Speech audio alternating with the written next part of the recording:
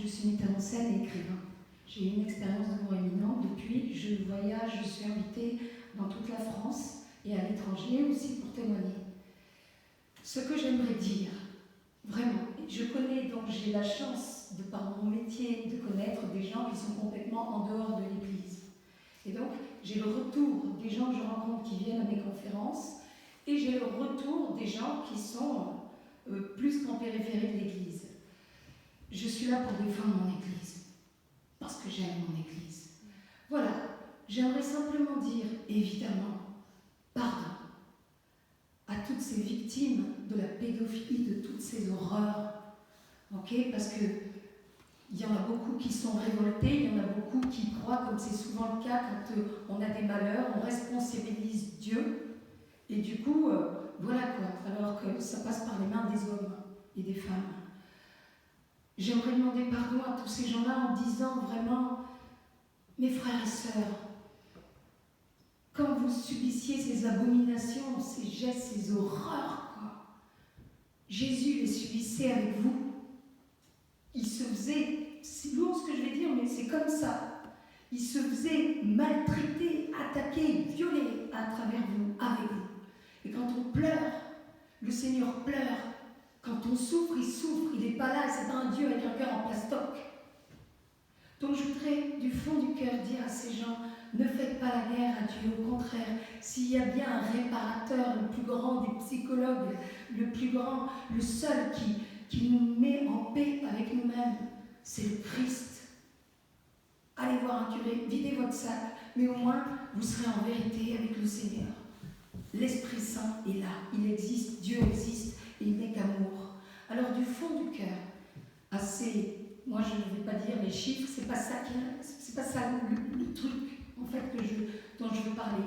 Je veux demander pardon à ces 3% de personnes qui ont été victimes de l'abomination. Je veux demander pardon aussi aux 97% de prêtres, ok, qui n'ont pas commis ces actes d'abomination et qui aujourd'hui, et j'ai des amis évêques et cardinaux, d'accord, qui aujourd'hui se retrouvent à raser presque les murs avec l'air coupable, ils se transforment en centenaires, d'accord, avec le poids des péchés de 3% de l'Église catholique. C'est 97% de prêtres, ok? J'aimerais leur dire pardon aussi. Et j'aimerais leur dire merci. Vous voyez, un prêtre comme le Père Florent, c'est de la bombe d'amour, il est nickel. Là, je reviens de Bruxelles, ok? J'ai rencontré des prêtres qui m'ont invité et qui sont des fils de Dieu, quoi, des gars super. Et il faut les encourager parce qu'il faut prier, il faut vraiment, moi je vous remercie, les prêtres, les cardinaux, les évêques, vous tous qui êtes là, qui vous accrochez aujourd'hui à ce navire qui est ballotté plus que jamais, qui s'appelle l'Église, ok, l'Église catholique. Merci du fond du cœur. Et vous savez quoi? Ne vous laissez pas avoir, c'est encore le démon quand on voit bien les attaques frontales que l'Église subit. Hein. C'est vraiment un coup de l'adversaire, il veut diviser, c'est une guerre spirituelle et en fait, en période de guerre, le mental est fondamental. Si on part en rasant les murs, en se disant c'est foutu, j'ai honte, après la peur d'être catho, parce qu'on se fait mal voir, hein, faut le savoir, hein. Dès qu'on parle de Dieu en dehors de nos petites sphères mondaines catholiques, c'est pas évident, quoi. Eh bien, en plus de la peur d'être catholique, maintenant, on arrive à une nouvelle gâterie de Satan qui s'appelle la honte d'être catholique. Hein? Et donc, je voudrais vraiment vous remercier, nos prêtres, nos évêques, le pape, bien sûr, toute l'Église. Tous les pasteurs de l'Église ont besoin qu'on prie pour eux. Et qu'on les remercie. Oui, mais ensuite, je vous laisse, si vous permettez, 2 minutes. J'aimerais également demander pardon au Christ. Jésus, d'accord, qu'on a juste crucifié, qu'on continue à crucifier aujourd'hui par nos divisions, nous, dans sa maison, chez lui, en église. Et pardon à c'est le Christ, notre Église. L'Eucharistie qui, à cause d'un virus, fait que d'un coup, il y a 50% de paroissiens, de chrétiens, à la messe du dimanche en moins. Et c'est pareil à Bruxelles, d'où je reviens.